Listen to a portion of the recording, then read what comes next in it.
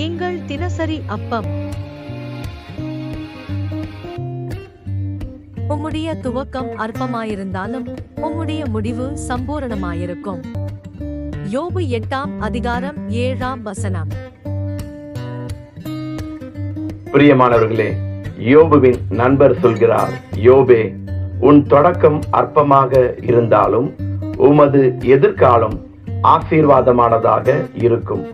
இப்பொழுது உனக்கு கொஞ்சம் கஷ்டம் வந்துவிட்டது, வியாதி வந்துவிட்டது, பிரச்சனை வந்துவிட்டது என்று கவலைப்படாதே. வருங்காலம் செழிப்பானதாக இருக்கும் என்று சொல்கிறார். ஆகவே தான் யோபுவை குறித்து சொல்லும்போது கர்த்தர் அவன் முன்னிலைமையை பார்க்கிலும் அவன் பின்னிலைமையை அதிகமாக ஆசீர்வதித்தார். பிரியமானவர்களே, நாம் ஆரம்பித்த சில காரியங்கள் ஒன்றும் பெரிதாக விளம்பரம் இல்லாமல் இருக்கலாம்.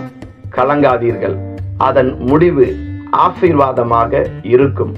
துரிதமாய் வந்த ஆசீர்வாதம் பறந்து போய்விடும். மெதுவாய் வந்த ஆசீர்வாதம் உங்கள் மேலே தங்கும். ஆமேன்.